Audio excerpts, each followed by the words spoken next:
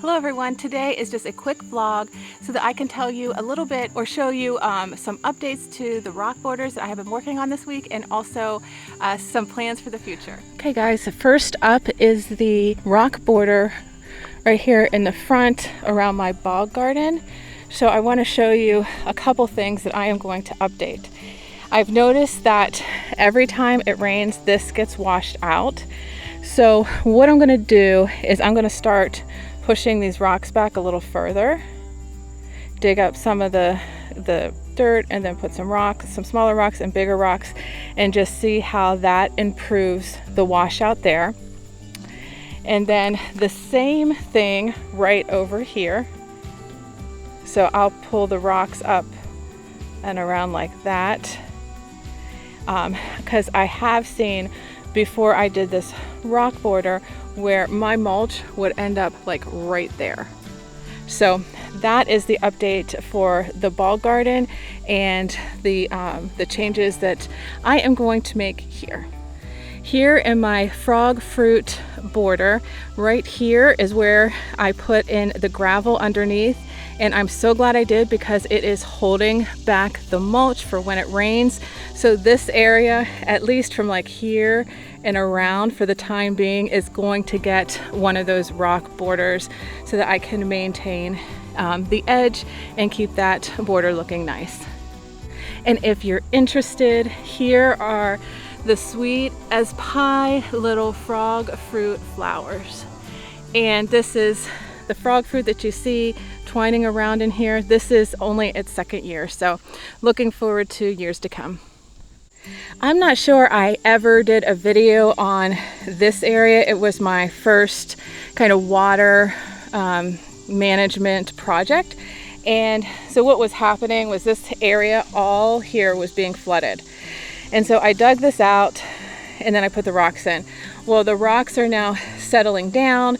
This area right here is a little higher. So what I need to do is, first off, this fox sedge, I need to get another one and put it right there. And then I'm gonna dig some of this dirt out right here, and I'm just gonna pull that rock down and make that rock border a little thicker. And then going down and around, just because it looks like it needs it, but it is doing the job of not ruining this stone here and flooding out. As for the rock border around my deer resistant veg patch, which might turn into a herb garden or medicinal garden, anyway, I did some more of the big stones along the border, and then I stopped right up here. The only reason is because I've just been so lazy and cannot seem to get mulch down on that cardboard. So I got to get my wood chips down there and then get a couple more bags of the river pebbles, the smaller ones, and then get the creek stone to put on top and have it come down here. Probably down to about here, like kind of grade it down like that. And the last rock border update is this border, which I have never showed you. I just showed you when I was getting it cleaned up. So I just used the river pebbles, and I think that's all I'm going to use here until I get to the pathway. So here it is.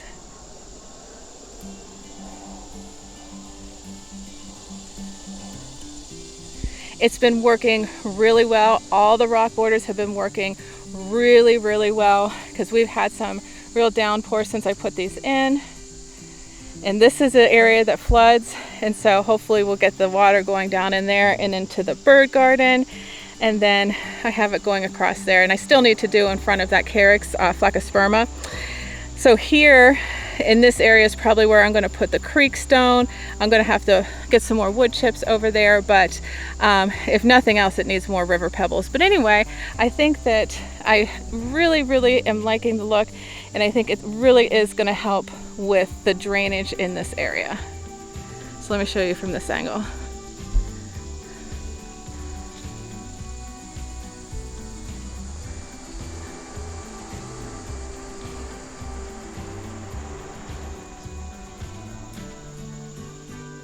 And just one final note, something I'm really excited about is I finally planted one of my Carolina allspice. Planted it right here. super excited about that. It'll take up that whole area right here. There's a non-native azalea, and then I have a Hypericum prolificum, and then Carex lorida. So I think next year that'll look really, really nice.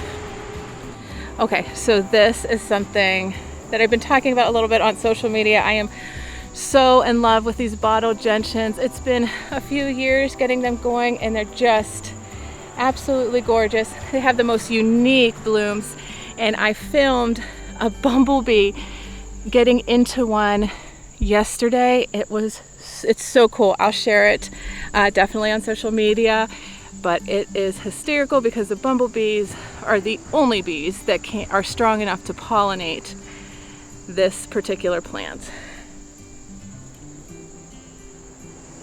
Okay guys, that's all for today.